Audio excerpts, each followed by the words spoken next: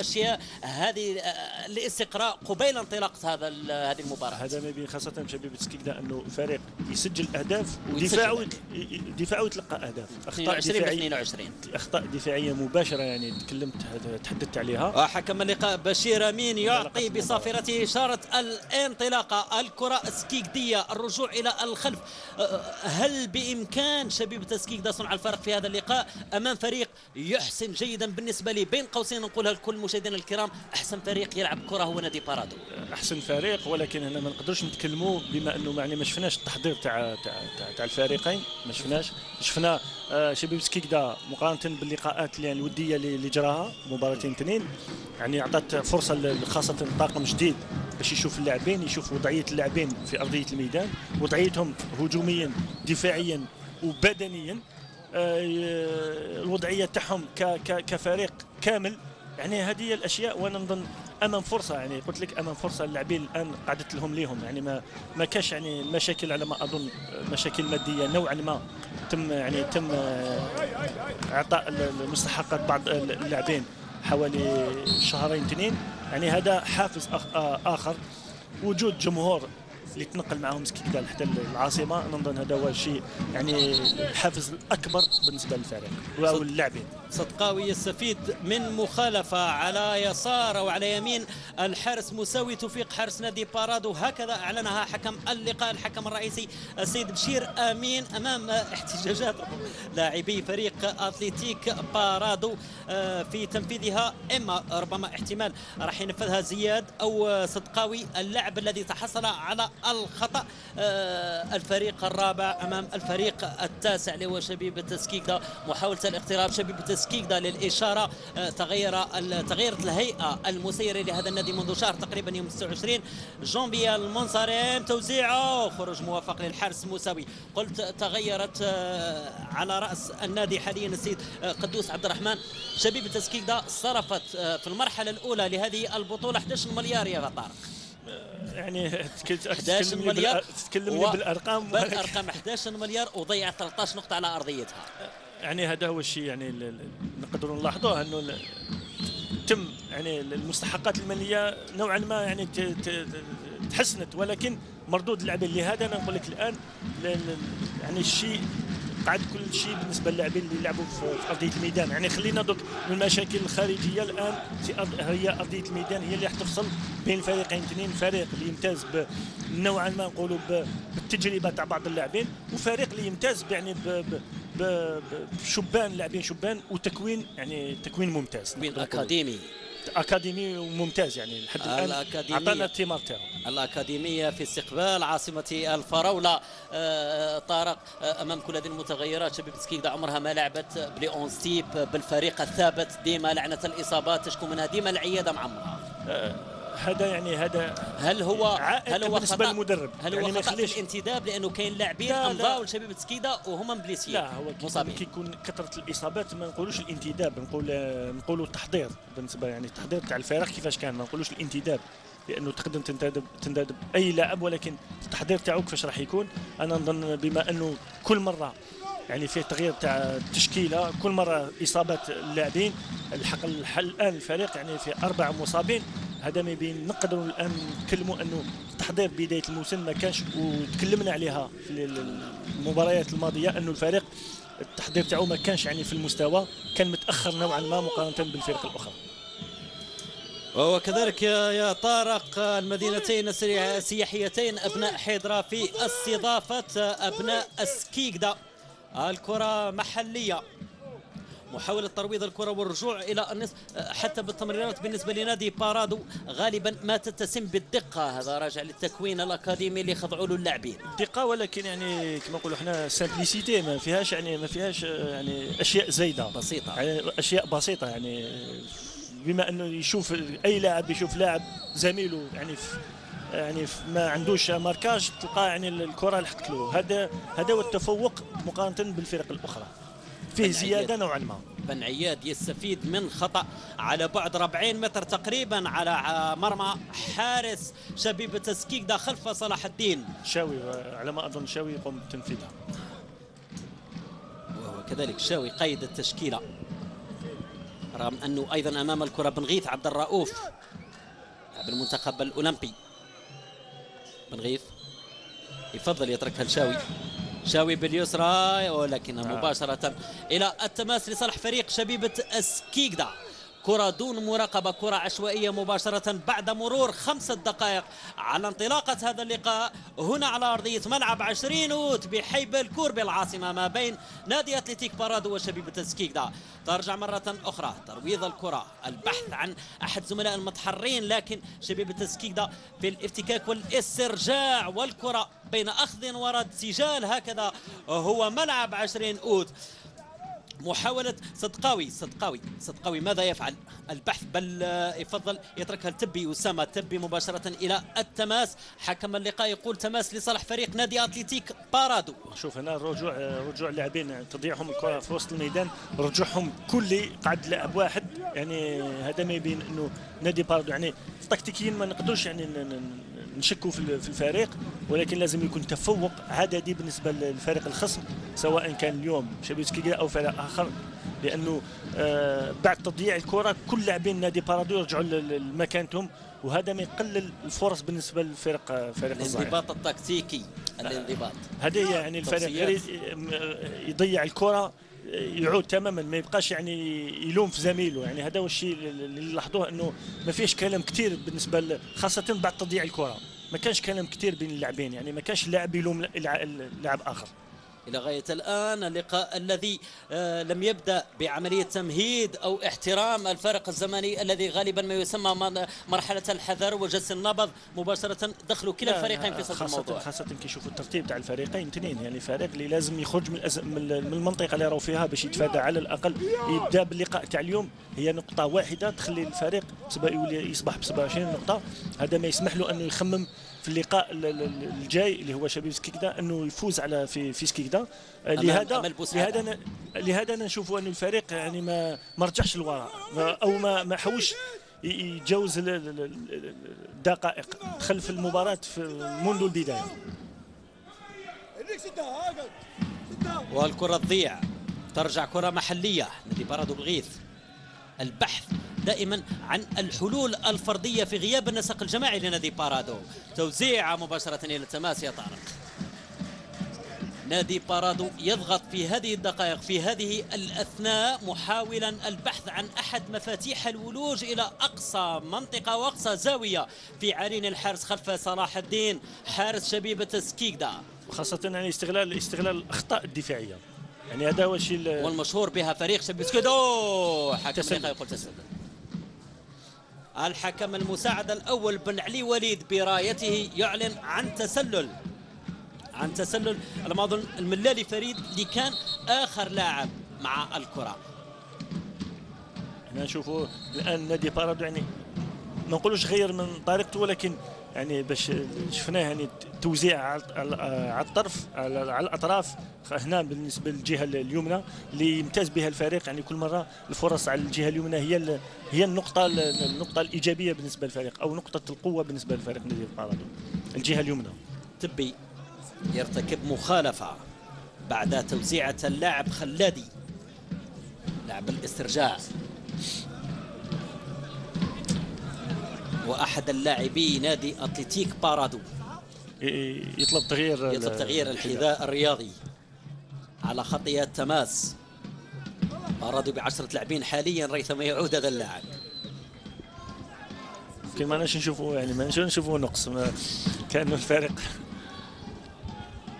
الفريق راهو هو موالف، لانه تموقع اللاعبين هذا اللي خلينا نلاحظوا انه الفريق ماهوش ناقص بلاعب واحد. وعوده لاعب بن واضح بيضاء. شكرا زميلنا مزياني من على خطيه تماس. بن واضح يعود في وسط الميدان، تمريرات مليمتريه لكنها تقاس، هجمه عكسيه. خلادي عز الدين، توزيعه مباشرة بين يدي كل كرات هذه يعني ما تسهل مهمة الحارس لأنه يمتاز بقامة طويلة، لأنه الكرات هذه يعني في صالحه. جمهور بلا حدود يصنع الحدث هنا في العاصمة، تنقل وبأعداد غفيرة أزيد من 500 مناصر هنا على مدرجات ملعب 20 أوت بالعاصمة. والكرة بارادو، كرة محاولة التوغل في العمق، بناء هجمة وعدم اعتمادهم على الهجمات العكسية. كيف تراه يا طارق؟ لا، هجمات عكسية بالنسبة للشبيب سكيدا لحد الآن ما شفناش يعني كرات في ظهر المدافعين، لأنه كل مرة المهاجم كان يخرج حتى لوسط الميدان ويطلب الكرة، وهذا ما يسمح للمدافعين نادي بارادو أنه يولوا المكانتهم، يعني ما عندهمش ضغط كبير هجوميا عفوا دفاعيا. لهذا لازم الفريق المهاجم يقعد في كما نلاحظوا الآن، يعني ما كاش الان كما الان خرج، يعني هذا يعطي فرصه للمدافعين انهم يتمركزوا في مكانهم. لازم المهاجم يقعد مع اللاعب الاخير بالنسبه للدفاع الكرة او المدافع. الرجوع مباشره الى الخلف، مبدا الامان والبناء من جديد مباشره الى الحارس خلف صلاح الدين. لاعب شبيب سكيدا ملقى على الارض مباشره الى التماس، لكن حكم اللقاء ماذا يقول بالفعل؟ صدقاوي يخرج الكرة. صدقاوي يخرج الكرة مباشرة إلى التماس أمام إصرار لاعبي نادي بارادو. إن شاء الله تكون سلامات. عمروس، خيارات أيضا أخرى على دفة البدلاء إلى غاية ليلة أمس كان من المفروض أن يكون أوراس محمد أمين كرأس حربة في هذا اللقاء، إضافة أيضا إلى اللاعب نزار سمير بالنسبه للترشيط الهجومي لفريق شبيب سكيدا. ولكن نظن التعداد يعني غير كافي بالنسبه، خاصه يعني 4 مهاجمين او 4 لاعبين يلعبوا في الهجوم ما مش حاضرين اليوم. تشكيله نوعا ما بالنسبه للمدرب تشكيله عرجاء يعني ناقصه، ما عندوش حلول كثيره. توجيهات واي لاعبين، يعني اللاعبين اللي كانوا يعني عندهم ثقل بالنسبه لفريق شبيب سكيدا، ثقلهم خاصه ايضا نشير عوده شنيقر فارس اليوم يلعب كراس حربه، هو هداف فريق شبيب سكيدا. مباشره الى التماس وعوده اللاعب اوراس رضا معافى. شكرا زميلنا مزياني من على خطي التماس. كرة سكيكدية تبقى دائما في وسط الميدان. نايلي حاول يبحث عن احد الحلول، خاصه الحلول الترقيعيه في هذه المرحله الاولى. نشوف نادي بارادو يقوم بالضغط، ما يخليش المدافعين انهم يخرجوا الكره في وسط الميدان باريحيه، ما يجبر المدافعين انهم يقوموا بكرات طويله لتساعد اكثر المدافعين نادي بارادو. عبد الكريم الأطرش في الصورة، المدرب الجديد القديم أو القديم الجديد لشبيبة سكيدا، وأحد صانعي أيضا ملاحمه وأمجاده في سنوات مضت ابن مدينة القل. كرة محلية. بن واضح ايضا اللاعب بن غيث عبد الرؤوف احد الخيارات ايضا، احد ربما توليفة نادي بارادو، تشكيلة نادي بارادو بإمكانها قلب الموازين في أي دقيقة. هذا الفريق الهادئ الذي يلعب بهدوء دون أي ضغط. لكن رضا قلب الموازين لو الفريق الخصم يعطي الفرصة، يعني هنا يعني والمعروف أن شبيب سكيدا كثرة هفواتها الدفاعية، هذا هو الشيء هذا يجب استغلاله، لازم يستغلوا فريق نادي بارادو. ولكن لو نشوف يعني ولا مدافع يقوم باخطاء مباشره، انا نظن يعني المهمه صعاب بالنسبه لنادي بارادو. الكره سكيكديه من هجمه عكسيه، استخدام خطير وحكم اللقاء. هناك انذار على ما اظن، هناك انذار على عروس بعد تدخله على نايلي قيد التشكيله، انذار شفهي، ولكن كان تدخل نوعا ما يعني خشن طبيعه الحال. يعني هنا كان المفروض الحكم يتدخل يعني فكاك الكره. هجمه عكسيه، شوف خروج، ماذا يفعل حكم اللقاء؟ وش يقول؟ لمس الكره باليد. لمس. بما انه نستناو يعني نستنى كيفاش راح ياخذ القرار. من المفروض يعني بطاقة حمراء، المفروض بطاقة حمراء. نعم بطاقة حمراء، بما انه علمنا انه الحكم بطاقة حمراء للحارس لمس الكرة بيده. ما المفروض هناك لمسة يد. نشوف ترى الإعادة مع زملائنا التقنيين والزميل المخرج مهدي حداد إذا كان أمكن زميلنا مهدي يفادنا بالإعادة. أنا نظن مس الكرة بيده غير متعمد. لا شوف متعمد يا خلف صلاح الدين. ونجوت من البطاقة. لا كاين حاجه لازم نشيروها رضا، انه بما انه الحكم علن على خطا، من المفروض بطاقة حمراء، ما فيش يعني زميلنا رضا بطاقة صفراء للحارس خلفة. ما كاش بطاقه صفراء، يا يمد له بطاقه يا ما يعلنش على الخطا. شوف انا من زاويه اخرى. نعم بالفعل خلف صلاح الدين غياب الحلول كان مكره، كان مجبر، ما عندوش حل هذا. لا هو على ما اظن انه الحارس سرع نوعا ما، لانه كان يعني ما كانش الضغط كبير. المهاجم كان نوعا ما بعيد، كان قادر ياخذ الكره يعني بصدره او هنا يستعمل يده. حتى المدرب شريف طه الوزاني يعني غير راضي على قرار بطبيعة الحال، يعني لأن الصورة واضحة، والصورة أصدق إنباء من أي شيء. وبطاقة صفراء للحارس خلف صلاح الدين. مخالفة خلفه.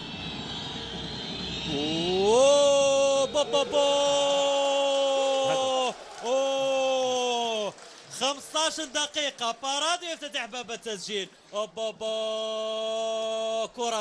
كرة لا ترد ولا تصاد، بقي عاجز خلفه. هذه هي ضريبة هذه اللقطة، ضريبة خروجك يا خلفه. صحيح.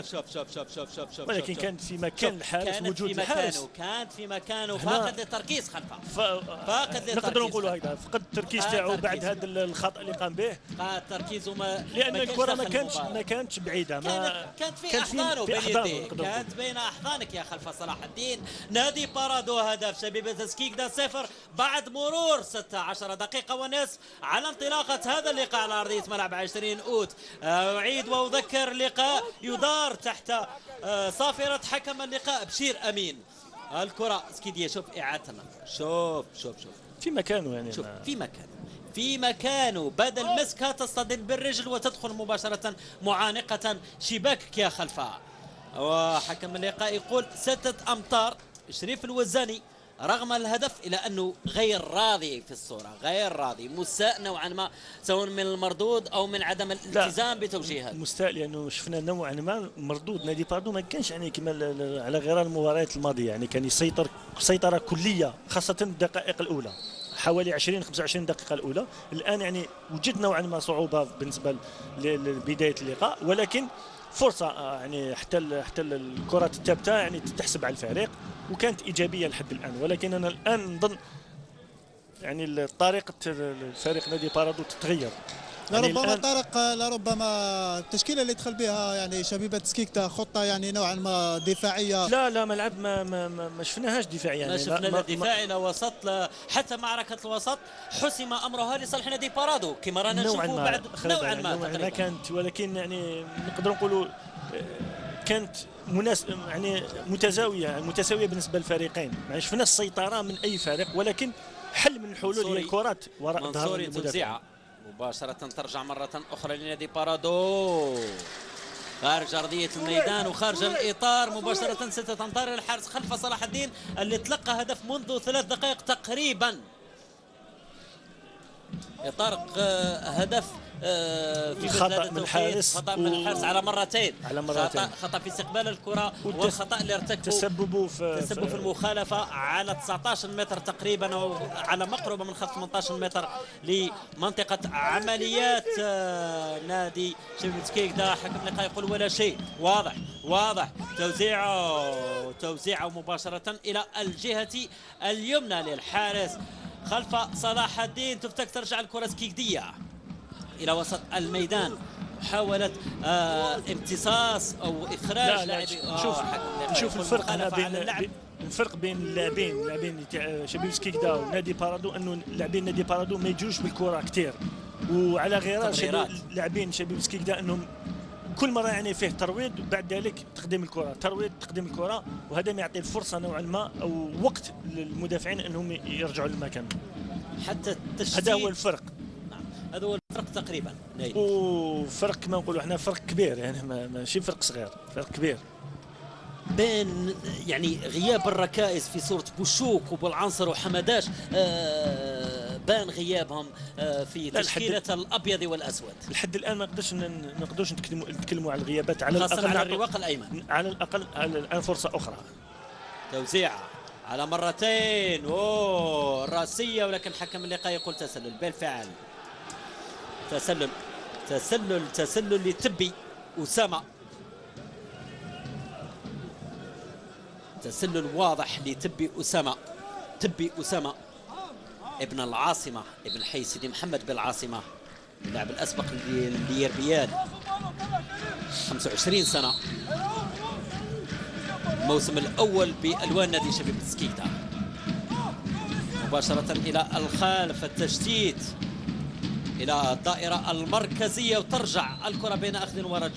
شوف نادي بارادو، فنيات يعني يصنعون المتعة والفرجة في غياب الضغط الجماهيري. حكم اللقاء يقول ولا شيء، الكرة ترجع سكيكدية، تبقى بين أخذ ورد، صراع كروي على مقربة من منطقة عملية شبيبة سكيكدا. ترجع مرة أخرى بردا وسلاما إلى وسط الميدان، تفتك بالغيث، لكن إلى حتى الحوار الكروي والتمريرات البينية لشبيبة سكيكدا لم تؤتي أكلها. هو غياب التركيز يا طارق ماذا؟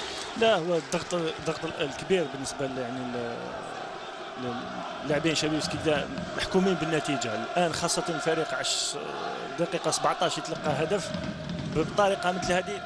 يمكن نوعا ما تقيس اللاعبين من جانب بسيكولوجي، ولكن لازم يديروا في أذهانهم أنه اللقاء مازال ما انتهاش، فيه فرص اخرى ولازم الفريق يعني يصنع، خاصه هجوميا، لان نشوف 70 دقيقه في المزاد. فرق الهجوم يعني او اللقطات الهجوميه بالنسبه لفريق شبيبة سكيكدا يعني شويه ضئيله.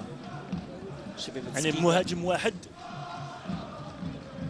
ربما خيار تكتيكي للمدرب عبد الكريم لطرش. صحيح انه خيار تكتيكي، ولكن لازم تتعامل مع اللقاء ككل، يعني ما تتعاملش مع فرصه او دقيقه او فتره. الرجوع والتوزيعه دوما ما شوف التوغل مره اخرى، وبالارجل تصطدم وتخرج بردا وسلاما على الحارس خلف صلاح الدين خارج السكيكدا. مهاجم واحد امام ثلث مدافعين. الاسناد والدعم غايب في صفوف شبيبة سكيكدا، خاصه على مستوى الجبهه الاماميه والصفوف الخلفيه. ما كانش تنسيق ما بين الدفاع الوسط ثم الهجوم. المراوغه يعني جميله. شوف حتى اللاعب الثاني ترك الكره، يعني هنا تركها مباشره عروس اسلام. الكره تبقى سكيكديه. حكم اللقاء لمسة يد بالفعل، لمسه يد لصالح شبيبة سكيكدا.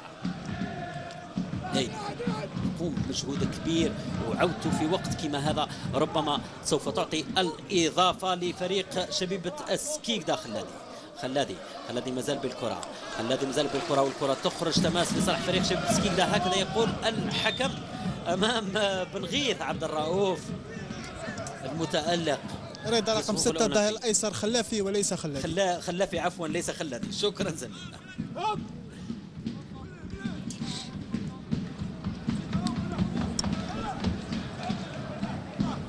ليلي الرجوع الى الخلف. الكره الطويله هذه اللي ما تساعدش المهاجمين، تساعد اكثر من المدافعين، وبنسبه كبيره حارس نادي بارادو. حارس نادي بارادو مساوي توفيق الى غايه الان في راحه بعد مرور 23 دقيقه. هنا الشيء يعني اللي لاحظوه انه فريق شبيبة سكيكدا لما يضيع الكره، يعني وسط ميدانه يرجع كثير للمدافعين، ويترك يعني فراغ كبير بين منطقه الوسط والهجوم. هذا هو الشيء الملاحظ اللي ما يعطي فرصه انه لاعبين شبيب نادي بارادو انهم يخرجوا الكره باريحيه. مراوغه جميله ولكنها تفتك. ربع توقيت هذا اللقاء انقذ دائما الفوز للمحليين لنادي أتلتيك بارادو. العنابي متفوق بهدف في الدقيقة 15، وعبء هذه الدقائق المنقضية يتحملها دفاع شبيبة سكيكدا. الكرة سكيكدية، لاعب يسقط ويستفيد من مخالفة بعد صافرة حكم اللقاء. مباشرة إلى الأمام، ولا أحد في الاستقبال سوى الرؤوس العنابية. كرة طويلة هذه ماشي في صالح الفريق، ولازم يغير، يعني لازم حتى المدرب لازم تكون عنده يعني نظرة أنه يطلب من اللاعبين تاعهم يغيروا طريقتهم. الكرة الطويلة هذه ماشي في صالحهم، لان نشوف المدافعين نادي بارادو على الاقل لاعبين اثنين، يعني ما تشوفش مهاجم ضد مدافع واحد. شنيقر ما شفناهش كثير، يرجع مباشرة إلى وسط الميدان حامل شرط القائد في هذا اللقاء. يرجع صحيح ولكن يرجع كثير، يعني ما يضغطش. وهذا لازم حتى اللاعب كي يكون يعني باش يقوم باش يضغط على الفريق الخصم ما يحش يضغط وحده، لازم كل المجموعة تتكتل في جهة واحدة وتقوم بنفس الدور. روس اسلام في تنفيذ التماس اللي يردها الى الخلف. دائما الكرة ترجع سكيكدية، محاولة المراوغة بالفعل، التشتيت الى الدائرة المركزية وتغيير الجناح مباشرة. النايلي لا يفعل. تمريرات الأرضية ربما هي مفتاح آخر من مفاتيح هذا اللقاء. توزيع مباشرة إلى خارج أرضية الميدان من عمروس حسين، بل من بوعيشة جمال عفوا. لا، التوزيعة من الظهير الأيسر خلافي عز الدين. شكرا زميل.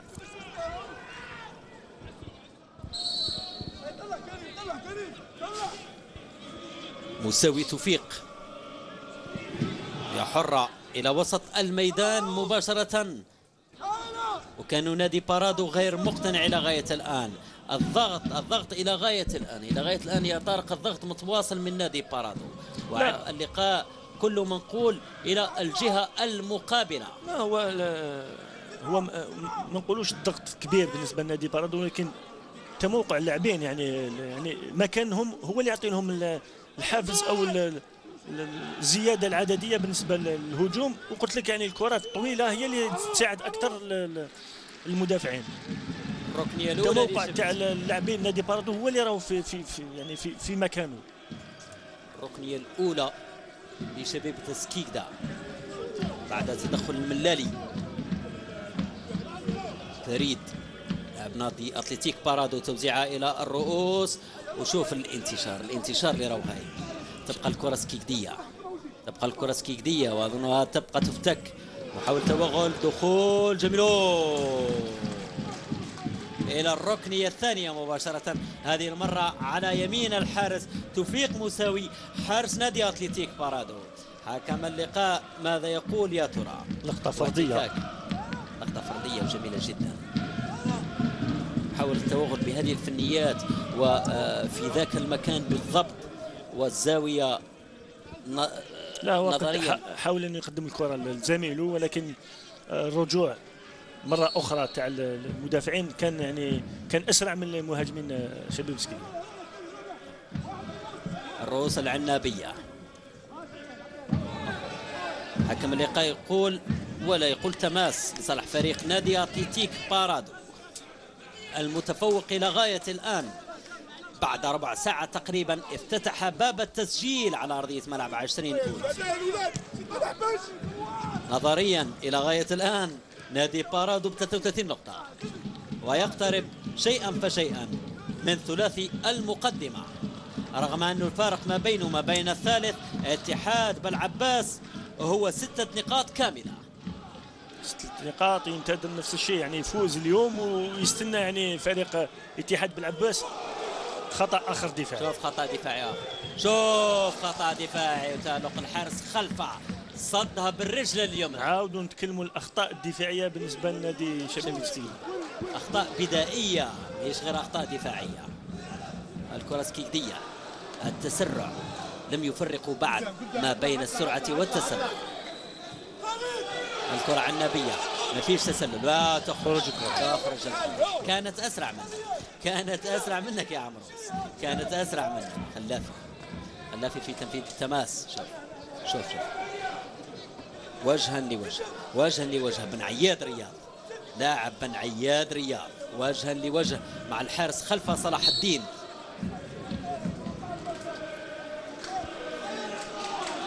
بن عياد رياض اللاعب رقم 36 ادماج منصوري زكريا ايضا لاعب الامال في هذا اللقاء من طرف سي طاهر الشريف الوزاني، اضافه ايضا لهذا النادي.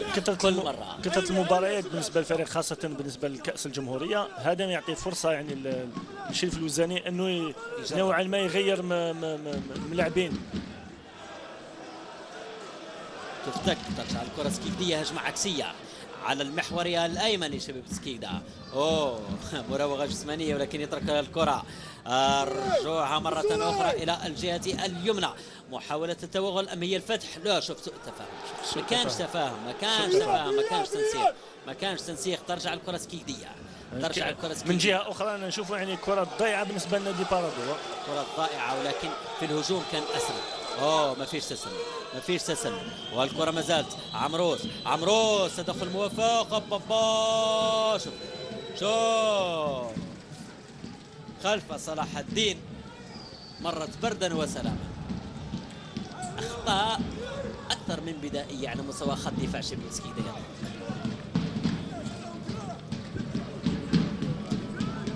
ولو الاسترجاع كان في المستوى بالنسبه لشباب سكيكدا، الى انه تضييع الكرة هي السمة الأولى خاصة على مستوى خط الوسط والخط الهجومي للشبيبة سكيكدية. الكرة عنابية، تهدئة اللاعب. شوف يعني فريق اللي يحاول يلعب من الجانب الجماعي، وفريق يعني أشياء فرديات كثيرة. يعني فرديات نادي بارادو أم هي لعب جماعي لصالح شبيبة سكيكدية؟ اللعب الجماعي بالنسبة لنادي بارادو، اللعب الفردي خاصة هجوميا بالنسبة لشبيب سكيكدا. ما نحاولش يعني كل مرة اللاعب يكون على الأطراف أن يقدم الكرة لزملائه، يحاول يراوغ ويضيع كل مرات يضيعوا الكرة مهاجم. الخشن الحكم اللي قيد مواصلة اللاعب، فضل يخرجها خارج أرضية الميدان من عياد رياض، حتى إسعاف اللاعب إسلام عمروس اللي سقط على الكرة بعد احتكاكه مع اللاعب شنيقر أو اللاعب خيثر سمير عفوا. عروس ملقى على أرضية الميدان، عروس إسلام.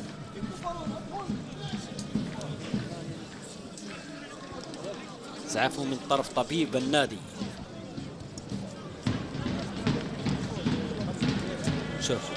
شوف ما زالت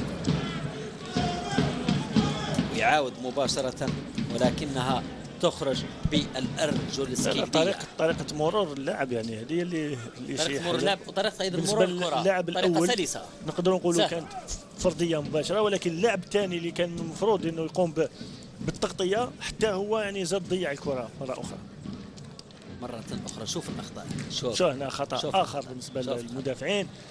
روس كاد يزيد الطين بلة لصفوف نادي شبيبة سكيكدا، هذا القادم من على بعد 600 كيلومتر أو 700 كيلومتر تقريبا تبرا، وقضى ليلة أمس هنا بالعاصمة بدار البيضاء، وأجرى آخر ميران عشية أمس بملعب الدار البيضاء.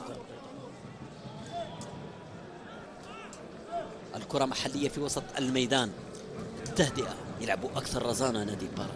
لا أكثر رزانة كانوا الضغط راهو مفروض على شبيبة سكيكدا. يا أخي هذا في 5 لاعبين يعني في الدفاع أمام لاعب واحد تاع شبيبة سكيكدا هجوم، يعني واش تستنى؟ يعني بطبيعة الحال أنه اللاعبين يخرجوا الكرة يعني بأريحية، ولكن الشيء اللي نلاحظوه أنه يعني ولا واحد يعني كما نقولوا احنا تفضل انه يطلب من وسط الميدان انه يتقدم اكثر. يعني نشوفوا يعني لاعب واحد ضد 5 لاعبين، والوسط الميدان كله قاعد في منطقته. يعني ما كانش تفوق العددي لنادي بارادو، تفوق عددي لنادي بارادو بحسن الانتشار. تفوق عددي يعني قلتها يعني بحكم الانتشار يعني المحكم بالنسبه للفريق، هذا هو اللي غلق المنافذ والمسامات على خطوط شبيبة سكيكدا الثلاث، الدفاع والوسط والهجوم. الكره ترجع سكيكديه، صعب جدا على شبيبة سكيكدا العوده في النتيجه بمثل هكذا معطيات، بمثل هكذا طريقة لعب اللي رانا نشوف فيها على المستطيل الأخضر هنا على أرضية ملعب 20 أوت بالعاصمة. والتفوق دائما للمحليين أصحاب العنابي والأسود، مقابلة باللون الأسود والأبيض، والتفوق للعنابي. قذفة قوية وتصدم، ترجع مباشرة كرة محلية. عنابي كما اللقاء يقول ولا شيء، الكرة تبقى محلية. المراوغات الكثيرة لنادي بارادو. مراوغات كثيرة يحسنون التوغل خاصة في المناطق الضيقة وفي المسافات الضيقة والمساحات الضيقة على منطقة 18 متر. أولمبي المدية الرائد اللي راهو متفوق على جمعية الخروب حاليا بهدف ل0. باقي اللقاءات إضافة لنادي بارادو هدف ل0. باقي اللقاءات دوما النتيجة هي بيضاء 0 مقابل 0 في أشواطها الأولى، ما عدا لقاء مولودية العلمة أمام شباب بطن الذي سوف يلعب غدا. نعود نذكروا هذا اللقاء ينقل على المباشر عبر قناتكم الجزائر تي في ابتداء من 4 لعشية غد السبت إن شاء الله. الكرة في وسط الميدان، رجوع من التسلل. بالفعل رجوع من التسلل واضح وضوح الشمس. والحكم المساعد وليد بن علي لم يتوانى في رفع الشارع. خلافي البحث عن الحلول بعد هذه التمريرة لنايدي.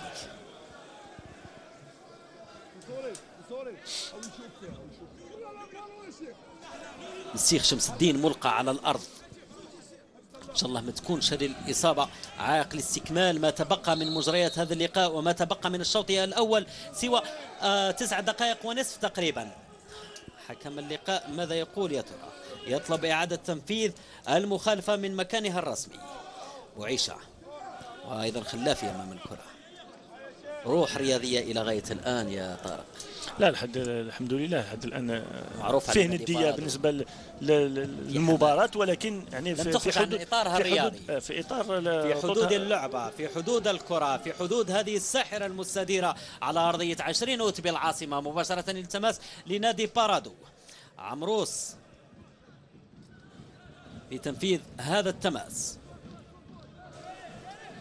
عمروس 38 عمروس اسلام عروس عفوا عمروس هو لاعب نادي جيزما شبيب سكيدا، وعروس لاعب فريق نادي بارادو. وتبقى الجبهه اليمنى رضا مصدر خطر نادي بارادو، يعني كل الكرات من الجهه اليمنى. هل هو ضعف للجهه اليسرى لشبيب سكيدا ام هو نقطه قوه لقوه عروس والخط الخلفي نادي بارادو؟ نادي بارادو ماشي بالنسبه للقاء تاع اليوم، حتى اللقاءات الماضيه ديما الجهه اليمنى كانت يعني مصدر قوه، حتى صنع الاهداف كان من هذه الجهه. قوي تمريره مباشره ولكنها لم تكن في العمق بالكيفيه اللازمه. أقل من 7 دقائق تفصلنا عن نهاية هذا اللقاء. دائما الغلبة لنادي بارادو بهدف ل0 أمام شبيبة سكيدا، والتي يعاني دفاعها في هذه الدقائق الأخيرة. محاولة الخروج والمسافات بعيدة كل البعد ما بين خط الوسط والدفاع. هناك مساحات شاغرة استغلها نادي بارادو على أكمل وجه. حكم اللقاء يقول مخالفة. بالفعل مخالفة صحيح، بالفعل مخالفة على قيد التشكيلة وهداف شبيبة سكيدا. مش متعمدة من عند شاوي، ولكن فيه مخالفة القائدين مرتكب المخالفة وشاوي اسماعيل قائد تشكيلة نادي بارادو، والذي ارتكبت عليه المخالفة هو فارس الشنيقر قائد تشكيلة شبيبة سكيدا. الهدف الثاني لأولمبي المدية في الشوط الأول أمام جمعية الخروب. توزيعها إلى الرؤوس، والرؤوس العنابية كانت في المكان بابا قذف على 18 متر باليمنى قوية، ولكن كان أقوى منها توفيق موساوي في المكان المناسب وبالأحضان وبكلتا اليدين وبكلا الساعدين. أول كرة خطيرة من صدقاوي قاسي لاعب شبيبة سكيدا. بالمستقبل في الميركاتو هنا نشوفوا الفرق بين الحارسين، يعني الحارس كانت نقدر نقولوا نفس اللقطة تقريبا نفس اللقطة، سوى يعني الأخرى كانت أرضية ولكن كانت في مكان الحارس، يعني ما كانتش على الأطراف. مساوي حسن استغلالها وخلف هربت منه الكرة لتسكن شباكه معلنة الهدف الأول في الدقيقة 15 من هذا الشوط ومن اللقاء ككل. الكرة في وسط الميدان، ماذا يقول حكم اللقاء؟ يقول ولا شيء، ما فيش مخالفة. محاولة توغل، تبقى الكرة سكيدية ولكنها تفتك. حكم اللقاء يطلب مواصلة اللعب، ماذا يفعل يا ترى؟ مباشرة إلى التماس لإسعاف أحد لاعبي بارادو الملقى على الأرض. ملقى على الأرض، لاعب الأولمبي، لاعب الخضر ضمن تشكيلة شومان. إن شاء الله سلامات شورمان تمر سلامات بعد رأسية الشاوي إسماعيل قيد التشكيلة. روح رياضية يعني، حتى الفريق يعني منهزم 40 دقيقة روح رياضية. لا الحمد لله يعني أن نشوف يعني كل شيء يعني محكوم في أرضية الميدان، يعني أشياء خارج يعني نطاق الرياضة يعني الآن ما شفناهاش. هذا هو الشيء الإيجابي الأكبر الآن بالنسبة للشوط الأول. توجيهات من على دفتي البدلاء، كيف هي دفتي البدلاء لكلا التشكيلتين. زميل مزياني من على خط التماس، والأطرش واقف حبش يقعد بعد مرور 40 دقيقة على أعصابه، خاصة بعد منذ بداية المباراة هو في هذه الحالة. روح رياضية، هذا هو المطلوب. يجب أن يخرج هذا اللقاء على إطاره الرياضي. ما كرة القدم إلا متعة، فرجة وفنيات. تدخل خشن 5 تدخلات خشنة لدى بارادو على لاعبي شباب تسكيكتا. هذا يعني انا كنت منتظر يعني العكس، كنت منتظر التدخل الخشن بالنسبه لكن الى لان اللاعبين يمتازوا يعني خمسة، ولكن نشوفوا شيء مغاير. وهذا ما يبين انه فريق نادي بارادو في نفس الوقت انه يكون يعني عقليه جديده بالنسبه للاعبين، انه اللاعبين متكونين صحيح ولكن من الجانب فولونتي، يعني اللاعبين عندهم اراده. من جانب الاراده ارادتهم راهي تزيد مع مرور المباريات، وهذا اللي لازم تثبوا ثقه. وهذا من الفرق الاخرى لازم تدير. اطماع عديد الانديه تنفذ. شوف وش صار في الهدف الاول، ولكن هذه المره قريب شفنا اعاده تكرار نفس السيناريو لهذا الهدف. شنيغر عفوا شنيغر فارس وامام شهرور اسلام. اعاده اللقطه، شوف اعادتها. هنا كان المفروض بالنسبه للمدافع او المهاجم، خاصه المهاجم، انه في كل مره يعني ما يقولش انه الكره خلاص حكمها الحارس. كان من المفروض شو هنا شنيغر تقل شويه يعني. سوء تقدير بالنسبه للحارس توفيق موسوي، سوء تقدير لا، ولكن كان المفروض المهاجم انه يقرا انه في اي لحظه انه الحارس يقدر يضيع الكره، وهو يكون شفنا انه تاخر نوعا ما، يعني تاخر، يعطيت فرصه للمدافع انه يقلق نوعا ما او اخطر لقطه في هذا الشوط الى غايه الان. اللقطه الثانيه في الشوط الاول بالنسبه لشباب سكيكدا، بعد القذفه القويه اللي كانت على بعد 20 متر تقريبا لصدقاوي، مباشره للتماس لصالح فريق نادي بارادو باللونين العنابي والاسود. اصحاب الارض يفرضون منطقهم الى غايه الان. اقل من 2.5 دقيقة تفصلنا عن نهايه هذا اللقاء. دائما التفوق للمحليين. الكرة سكيكدية تفتك، التشتيت إلى وسط الميدان مباشرة إلى التماس لصالح فريق شبيب تسكيكدا. الأنصار حوالي 500 إلى 600 مناصر على مدرجات ملعب 20 أوت. أنصار بلا حدود يصنعون الفرجة، المتعة هنا بالعاصمة، ولو أنهم مستاءون من هذا السيناريو. لاعب الملالي فريد ملقى على الارض، تدخل خشن بعد تدخل اللاعب. تدخل خشن، ولكن التدخل تاع الزملاء تاع اللاعب هو اللي يعني يطرح التساؤل، يعني بما انه الحكم اعلن على مخالفه، يعني ذهاب بنغيت او لاعبين اخرين. نايلي فريد وقصة الشعر العجيبة فريد الملالي. مراوغة جميلة، جميلة. خطأ مسك من القميص وعرقلة بالرجل.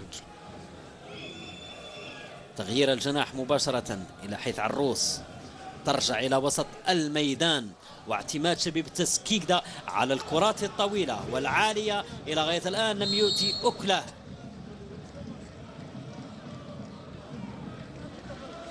يجب على الأطرش إعادة النظر، يجب على الأطرش إعادة النظر في طريقة اللعب وفي استراتيجية اللعب وفي تقنية اللعب وفي تكتيك اللعب هنا على المستطيل الآخر، وإلا لا مجال للرجوع، لا مجال للرجوع في النتيجة أمام ضغط نادي بارادو. لاعبين نادي بارادو محاولة توغل جميلة، وحكم اللقاء يقول ولا شيء، قول ولا شيء. الكرة في وسط الملعب، حكم اللقاء يقول هناك بالفعل هناك تسلل، هناك تسلل، وراح تكون دقيقة واحدة إضافية رضا. شكرا. هذا بعد إعلان صدق الأعراب الحكم الرابع على دقيقة إضافية للتذكير. كل اللقاءات 0-0 سوى نادي بارادو المتفوق منذ الدقيقة 15، وأيضا أولمبي لمدية 2-0 أمام جمعية الخروب في مدة 5 دقائق لا غير. أولمبي لمدية المهان مختار يفتتح باب التسجيل، ثم محمد أمين حامية يضيف الهدف الثاني.